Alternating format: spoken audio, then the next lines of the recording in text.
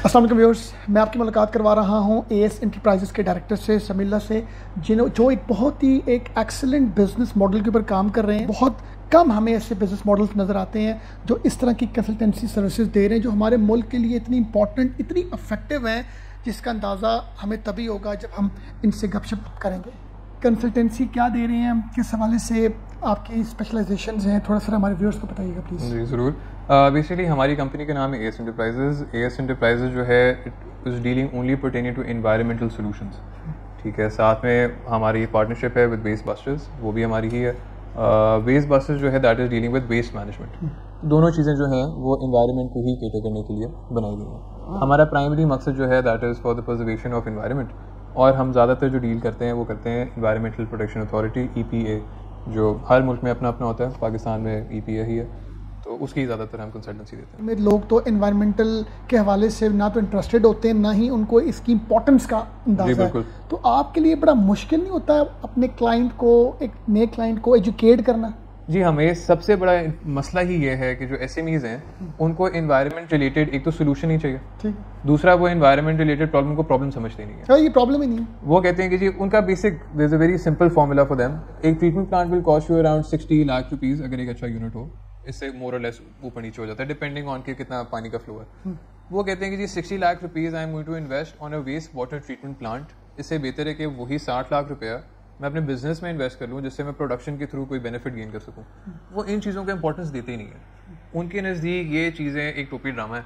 वो कहते हैं जी हमें ज़रूरत नहीं है। और एक बड़ा पेट फ्रेज पाकिस्तानियों का होता है, जी हम तो कर रहे हैं, पिछले वाले को तो देखें, ठीक, उसका इतना काला धुआं आ रहा है, उसको कोई कुछ नहीं कर रहा, हमें क्यों कोई कुछ कर रहा है। ठीक हो गया। तो हमारा ये भी एक फंडामेंटल बिलीफ है कि जी अगर साथ वाला गलत कर रहा है तो हमें भी गलत करने की इजाजत होनी चाहिए। साथ वाले नहीं, आगे पीछे हर जगह पर। बिल्कुल बिल्कुल। वो अगर ये सोचना शुरू कर दें कि आहिस्ता आहिस्ता अगर हर एक बंदा ठीक होना शुरू हो जाए तो सब ठीक हो जाए। वो कहते हैं गलती में सबने मिलना है, सही होने में किसी ने नहीं मिला। अच्छा, वैसे मुझे आप एक बड़े आपके क्योंकि बिजनेस है, आपने उसमें अराउंड कितने ईयर से कर रहे हैं आप बिजनेस? जी, हम लोगों को ये एएस एंटरप्राइजेस को शुरू किए हुए मोर देन 8 ईयर्स। 8 ईयर्स हो गए। अगर 8 ईयर्स का एक्सपीरियंस जो आपके पास है, मैं आपसे पूछूं, आप किस तरह कन्विंस कर सकते हैं एक इंडिविजुअल को कि ये चीज़ हमारी सोसाइटी के लिए, ये जो इन्वायरमेंटल मतलब को बेहतर करना, इसके SOPs को मीट करना, तो आप कैसे कन्विंस कर सकते हैं लोगों को कि भाई ये चीज़ हमारी ज़िंदगियों के लिए, हमारी आने वाली जनरेशन के लिए बहुत इंपॉर्टेंट है? जी, 2 फैक्टर्स आप अंडर कंसिडरेशन रखें। एक है स्मॉग। जब भी सर्दियाँ आती हैं स्मॉग आती है। हम स्मॉग को क्रिटिसाइज़ कर रहे होते हैं कि जी छुट्टियों, स्कूल से छुट्टियाँ हो गई हैं, गले ख़राब हो गए हैं, खांसी हो गई है, किसी को ज़ुकाम हो गया। ये सारा स्मॉग के बलबूते के ऊपर है। स्मॉग किस तरीके से कॉज होता है, उसकी फंडामेंटल यही है कि हमारे जितनी भी इंडस्ट्री है जहाँ से ये एमिशंस निकल रही हैं, कोल फायर पावर प्लांट्स हैं, बॉयलर्स हैं जो कोल्स के ऊपर चलते हैं, जो पेट्रोल, डीजल, इन चीज़ों के ऊपर चलते हैं, उनमें से एमिशंस होती हैं।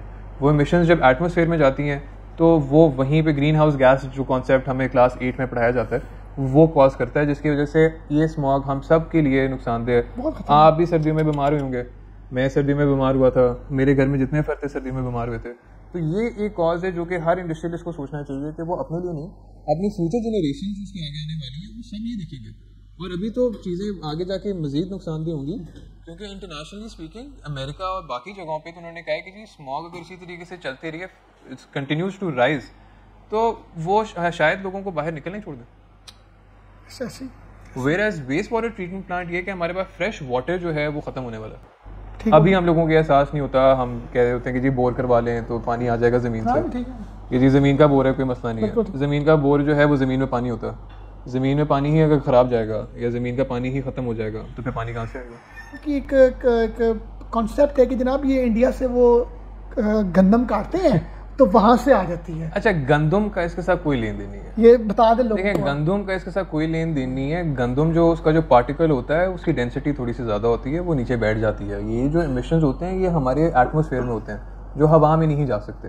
तो इनका जो आप कह लें हाइट कंटेंट होता है वो बहुत ज़्यादा होता है। इसका इंडिया से कोई लेन देन नहीं। हाँ, इंडिया में पोल्यूशन हो रही है, इंडिया में बहुत ज़्यादा स्मॉग की चीज़ें हैं, वहाँ पे कोई पैरामीटर्स नहीं लिए जा रहे, वो हवा हमारे पास आ रही है तो लाहौर इफेक्ट होगा, क्योंकि लाहौर बिल्कुल बॉर्डर के ऊपर है। लेकिन इंडिया में ये भी आप नोटिस करें कि जितना हमारा बॉर्डर है उतने एरिया के अंदर उनके पास इंडस्ट्री नहीं है।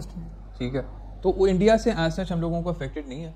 लेकिन हाँ, हवा, बाकी सारी चीज़ें हम शेयर करते हैं, तो ये दोनों कंट्रीज़ को आप मोर और लेस स्पेसिफिक टू लाहौर ये चीज़ सोचनी चाहिए।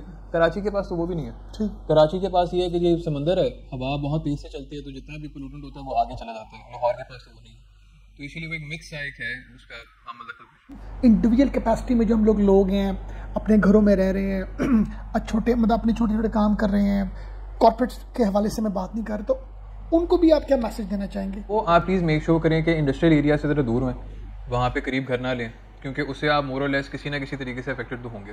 Number 2 that is transportation. इसलिए मैं बात कर रहा हूँ कि स्मॉग की one of the biggest cause is your transportation.